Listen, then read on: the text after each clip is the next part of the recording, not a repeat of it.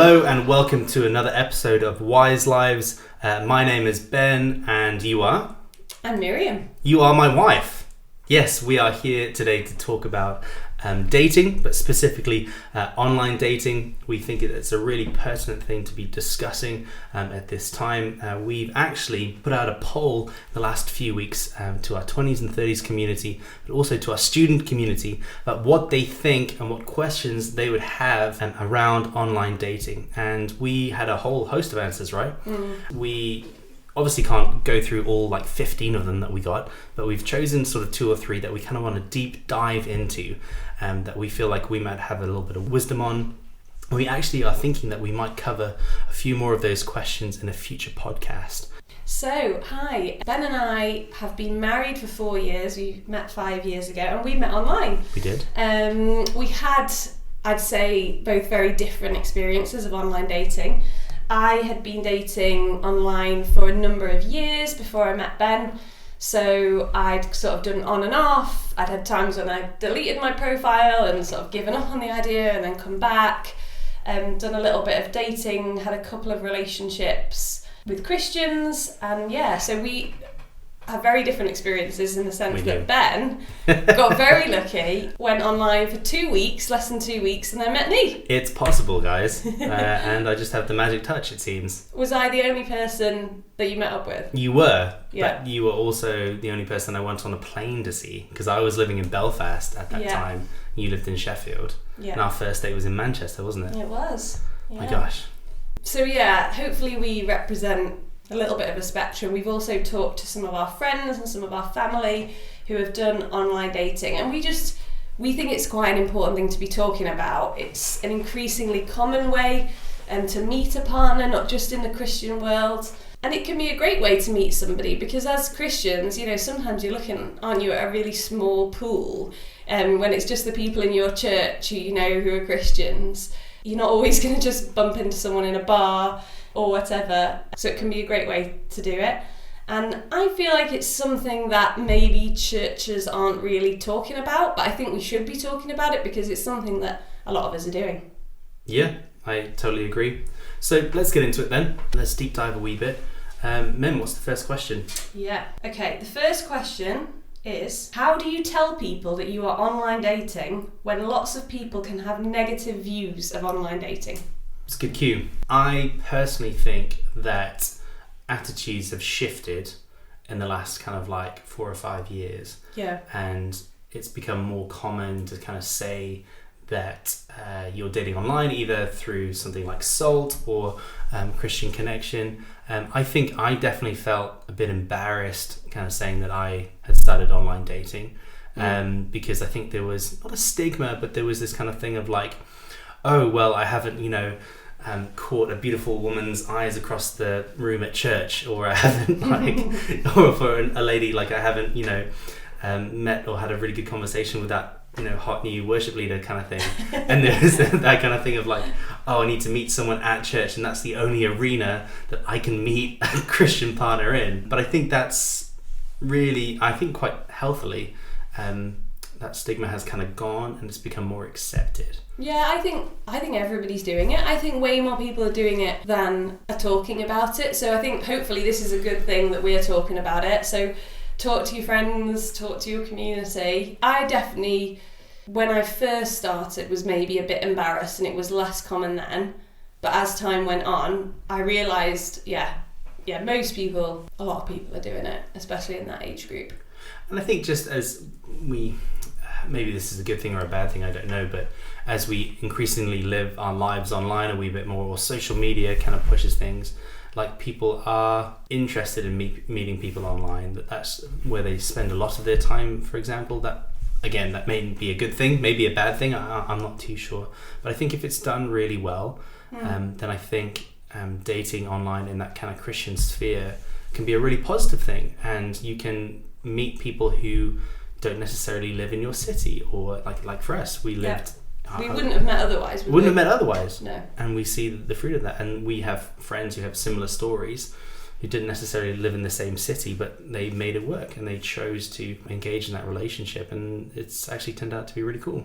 Yeah, and I think we both feel like if you want to be married, it's okay to pursue that, and there's Yes. there's good ways to do that. Yeah. Because the question was about negative views of online dating. I'm sort of thinking, what might some of those negative views have been? And I wonder if some Christians might think we just need to focus on Jesus and not let our sort of gaze be distracted. But I think if we do online dating well in a healthy way, and it's not our main goal and focus. I know for me, when I was doing it, there was times where I sort of it like stressed me out if I didn't meet somebody, or there's nobody, I'm getting really fed up. And I remember speaking to a really wise friend and saying, I'm just sort of almost like refreshing the page, like, is anyone new come? There's nobody. Yeah.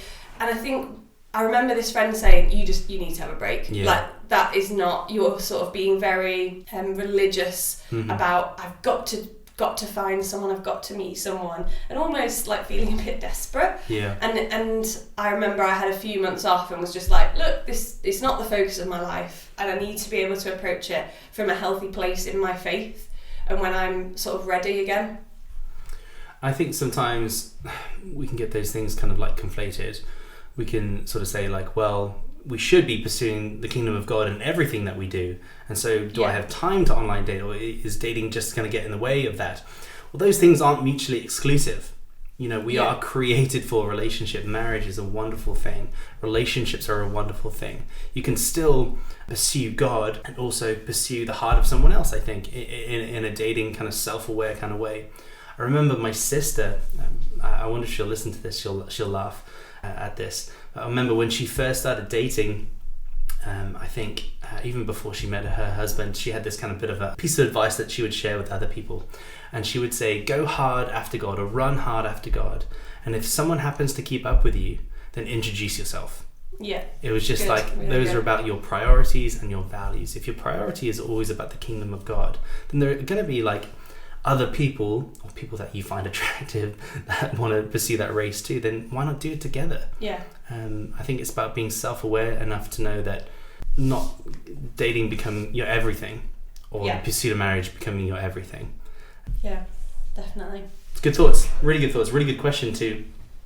So should we just quickly move on to our second question? Yeah, okay, so the second question, we both really liked this one, didn't we? Yeah. How do you ask good questions to work out where someone is at with their faith in online dating? And then sort of in that same zone was, how do you pray well over a new relationship? What do you reckon? Which part do you want to take? Well, this asking questions is such a good point, because you're reading a profile online, there's not a ton of information there about that person, and I think you're not going to be able to work out who that person is just from reading their profile. But also they're putting their best foot forward. They're telling you all their best attributes. Of course. They've got all their best pictures on their profile. So you have to hold that lightly until you've met up. I would say you really can't get to know someone until you've met up. Yes. And actually, I'll just shoehorn in there a piece of advice that I wanted to say, which was, I don't think it's wise to be chatting to someone for ages online and sort of I've done this, like sending long messages back and forth, because you can be lulled into this false thing of you think you're getting to know them really well, and you can be talking for months, and then you meet up and you think, actually, I don't think you're not who. Didn't we do that? No, we met up. We met up within a month, despite month? living a plane journey away. We met up within a month, and I that would be my advice to people is, you're not looking for a pen pal. You're not just looking for someone to chat to you for ages. Yeah. You need to kind of have a phone call early on, that would be my advice, and then meet up quite quickly and see, because if they're not right, no worries. Like, lovely to meet you, moving on, sort of thing. I think just in a really practical sense as well there, the whole thing about, I think FaceTime's a really good thing. Like, you have a good phone call. We did that, didn't we? Yeah, I think you just got to... check you're not being catfished. Yeah, that's a really important factor. Like, we kind of, have seen the show and all that kind of thing, but that's a really relevant kind of thing, and like there are people who are out there that do that type of thing, so you just need to be wise.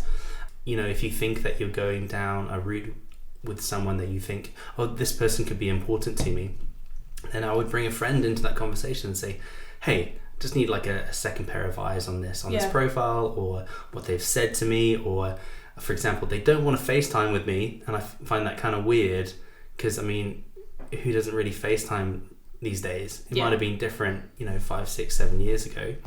So just use your wisdom in that respect, and if you feel like it's a like this person is legitimate, and I think that's a slight risk that you take online.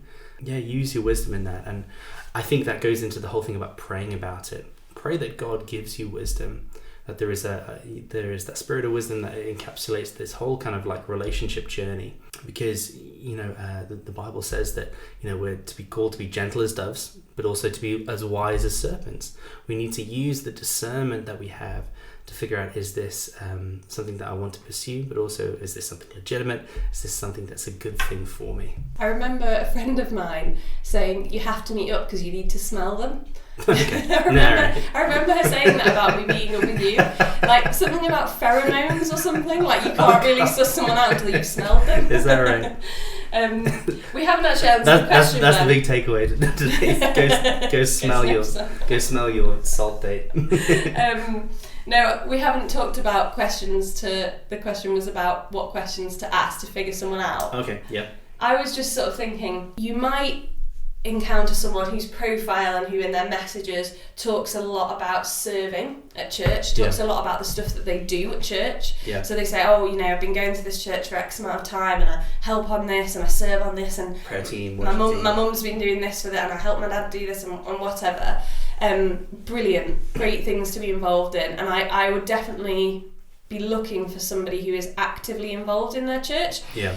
So look for someone who's serving. If all they're talking about is the stuff that they do, yeah, I would slightly be a little bit wary about, okay, you can just ask her questions to find out, like, okay, great, what does your devotional time look like?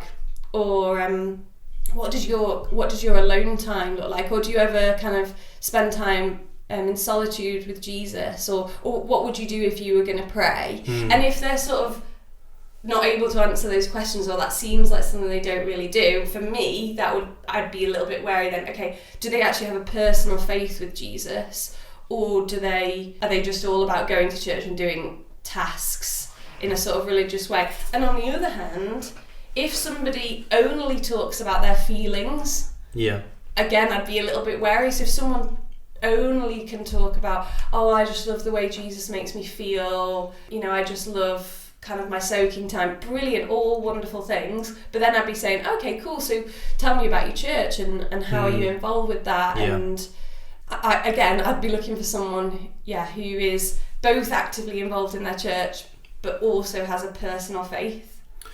Do they know about Jesus, or do they know him? Do they have that big personal relationship with him? Because the end goal here, ultimately, if you want to be married, you're going to be covenanted to someone who shares the same kind of values and priorities that you have, and they're not always going to line up on some of the periphery things, but those kind of core values, is their heart after God. And I think just as a niche kind of little point, if you're thinking of going into ministry, either if you're male or female, I think that's a really big question, especially for the ladies. I think if you want to go into ministry, there is such a diverse kind of opinion around women in leadership, and we won't dive into the kind of theology of that right now.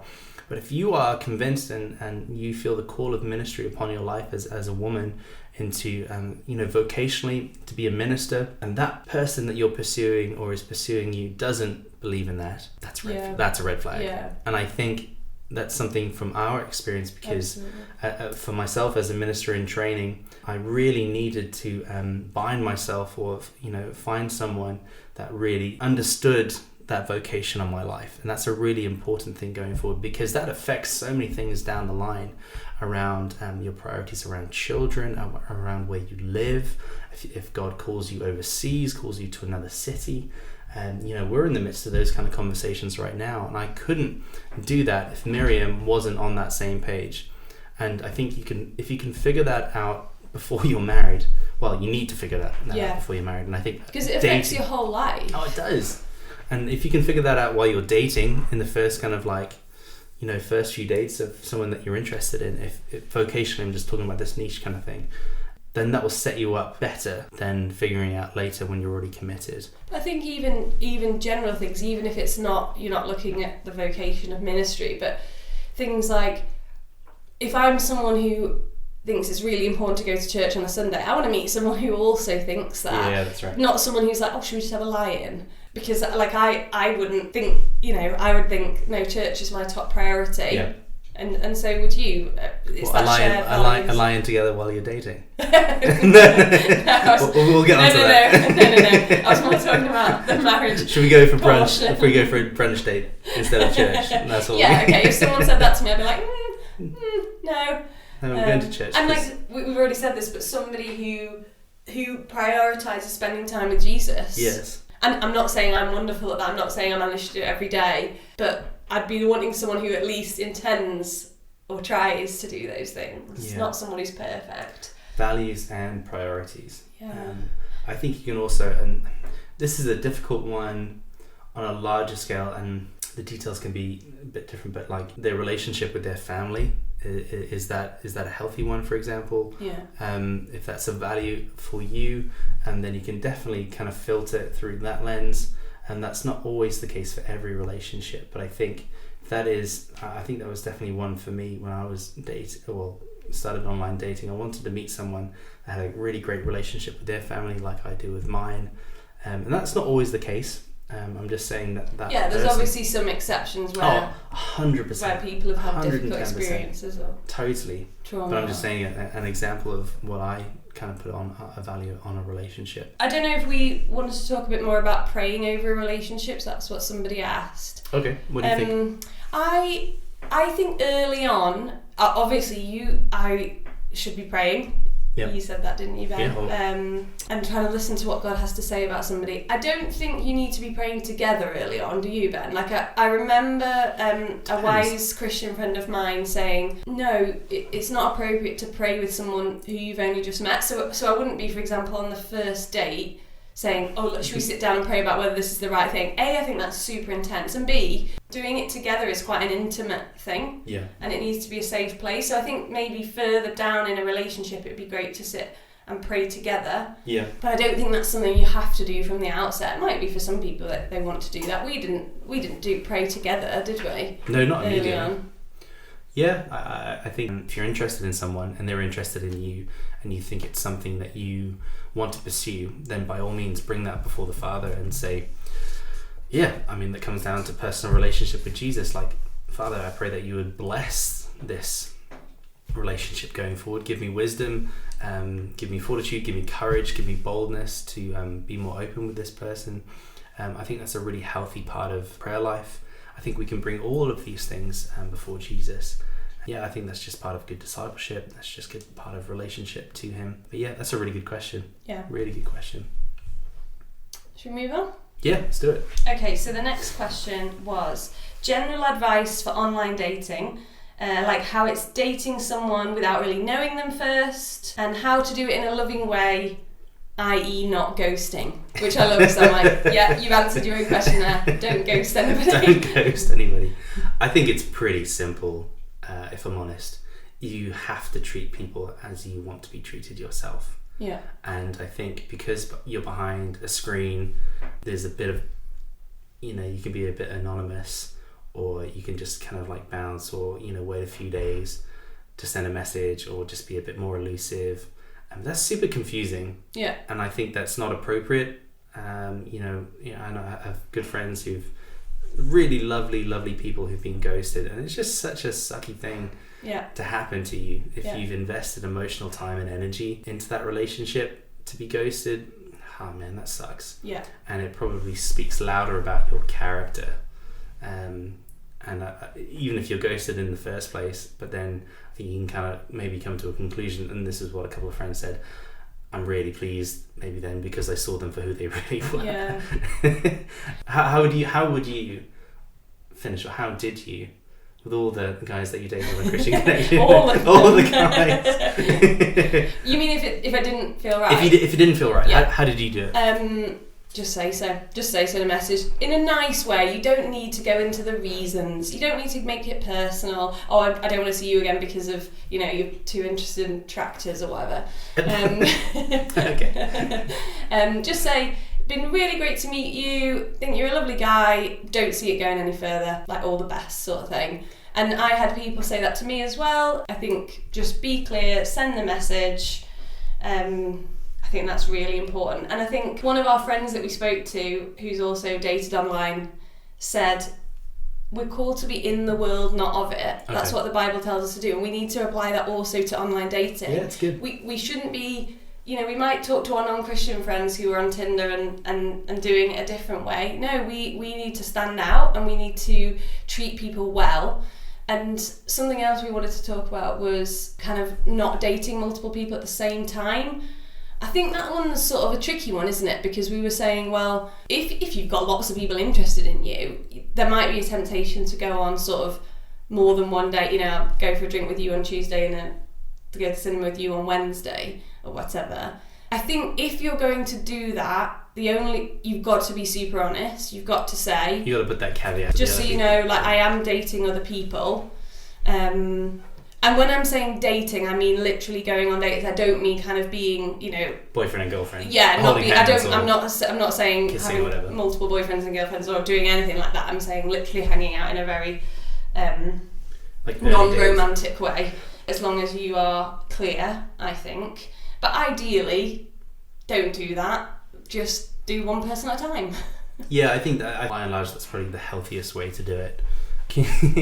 Do you feel comfortable sharing the story about the JW guy and how you ended? Can you tell us that story? I hope he doesn't listen back. If you're out there, I went on a date with a guy who this was a few years back, and I can't remember why we were talking about the difference between Mormons and Jehovah's Witnesses. And I said, I can never remember which one's which. And he said, well, the Jehovah's Witnesses wear like the uniform, don't they? That they have the clothes. And I said, do they? What clothes do they wear? And he was 100% serious when he said, yeah, they have like hoodies and stuff that have like JW. T-shirts and stuff, like you see them quite a lot. I said, I think that's Jack Wills. But the thing was, he didn't sort of go, oh, I'm so embarrassed. He was like, oh, is it?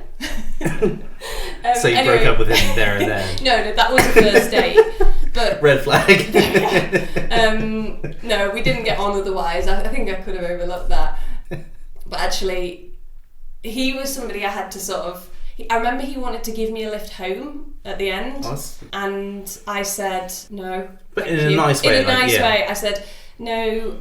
It's okay. My sister's going to come pick me up, which she was, and I don't think there was any malintention from him. I think he was just genuinely trying to be nice, and I think I was on his way home. But I suppose it's just a point there about safety. Yeah, don't get left home with somebody you don't know. That's a really good thing to raise, like practically around online dating. If we want to talk about safety, like even on just dating in general, in terms of like boundaries and how do you kind of keep safe in this kind of initial space, kind of those first kind of meetups and stuff. I think it's really appropriate to tell someone about who you're going on a date with and where you're going, what time you're hoping to be home, and text a trusted friend to check in on you. I think that's really appropriate. I think that's really wise. I think that's really safe. And for boys and for girls, I think that's a really big thing. Let someone know where you're going. Yeah, where are you going? Even on the first, second date. Even if the person, the other person... And meet in a public place, not that meet house. In a public space. Oh, yeah, 100%. 100%. Go out for brunch. I think even for those initial first dates, if I'm honest, unless you really want to spend the whole day with them, I would keep it just like to an hour, a couple hours. Yeah. Initial conveation, really unless they've flown all the way from Belfast. Then we have to spend the day together. Might be a bit rude to say. Just an hour. It's just an hour.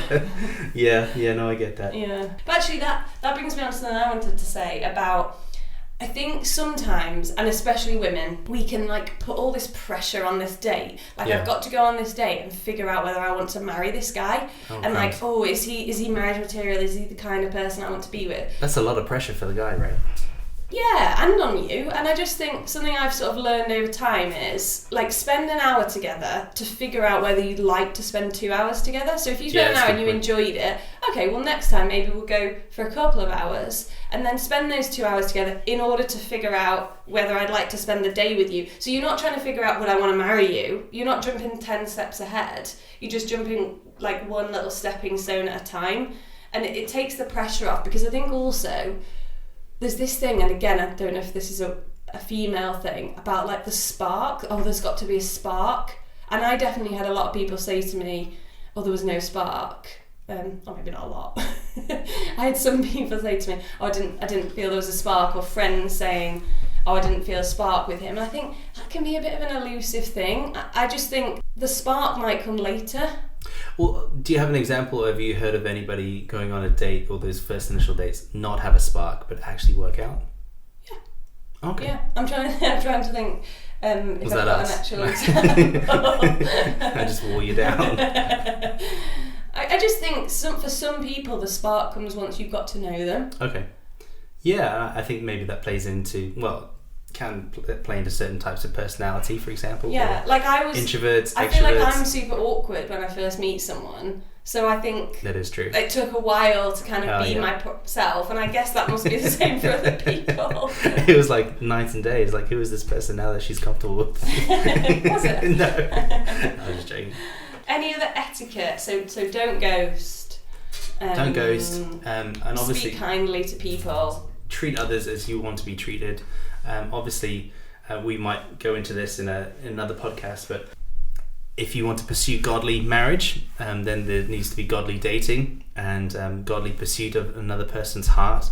So, don't use Christian dating as an excuse just to hook up or that kind of thing. Yeah, I mean, the Bible's really clear about, sex before marriage, and we can get into that on another podcast maybe, but I think in this kind of space, like, do dating really well, because dating can be full of life and joy and excitement and that kind of it can be really exciting, right? When you meet someone, there is that spark, and but have boundaries from the start, really and talk about those early on, even though it's really a bit of an awkward boundaries. Conversation. Yeah, just try and say early on, things like, I'm trying to think of something really practical, like maybe we'll not go in one of our bedrooms with the door shut. Yeah, really good. Things like that. Was there anything else you wanted to say? Yeah, the only other thing that I don't think's come up is I just wanted to say, I don't think anybody finds online dating easy. Okay. I've heard a lot of people say, oh, it's not really for me, I've tried it and it's not really for me. I don't think anybody loves it. I don't think it really suits anyone. I think for everyone it's a bit awkward, and you have to filter through a lot. So you might have to kind of talk to a lot of people before, not in your case, Ben, but you might have to talk to a lot of people before you find somebody. Like, I had a lot of messages from people I wasn't interested in. For example, I had a lot of messages from older men, and so did my friends who were dating at the time, like a lot older men, which I personally think is inappropriate. And it's a bit awkward, and you can either choose to just not reply, or you can choose to just say, again, don't make it personal, but just like, sorry, not interested, or just don't think we're compatible at this time, something sort of vague like that, to give them a clear message. So yeah, I don't think it's easy for anyone, but you can meet great people on there. Lots of our friends have done it, we know lots of people who've got married, and it might just be kind of filtering through to find the right person, going on some dates. I went on a few first dates, and some of them were awkward, some of them I had a lovely time, but it didn't sort of lead to anything. And I just think, don't make that first date like this big thing. Like, it's just hanging out with somebody, like it's just meeting up for a coffee. Doesn't need to be this huge pressure on it. Really good. I think if anybody's listening to this podcast today and you're have never done online dating before, I hope that's really helpful. Some really good ones that I know that people have met other people on have been Christian Connection. That's a big one. That's where we met, and it was really conducive, and know a number of people that I've met on there. There's also a more popular one for the younger guys now called Salt. The kids. Christian Tinder. My sister met her husband on Salt. Oh, that's right. Yes. Yeah. But I think you can use non-Christian ones. Like, I do know people who've done that, as in like non-Christian specific ones, and then as long as you're just clear about that in your profile, or I mean, that might make it harder to find someone who shares the faith with you, priorities and values and all that kind of thing. but it's not impossible. Cool. I think we've covered a lot of good ground there today initially around Christian dating online. It's been super fun. It's been great for both Mim and I to share some of our stories, for us to reflect on our kind of journey of online dating and actually it's been so interesting when we kind of put those polls out to the students and to the 20s and 30s community here at the Well, some of the answers that came back, and like we were only able to dive into a few of those. But I think it's shown us that maybe there is kind of an appetite to talk about dating more generally as well. Yeah, so not just online dating. If this is something that we can expand on or dive deeper into, then please let us know. Put a like in the comments on YouTube or wherever you get your podcasts, or just get in contact with Wise Lives at the Well here in Sheffield. Cool. I think we're done. Yeah, thank you. It's been super fun.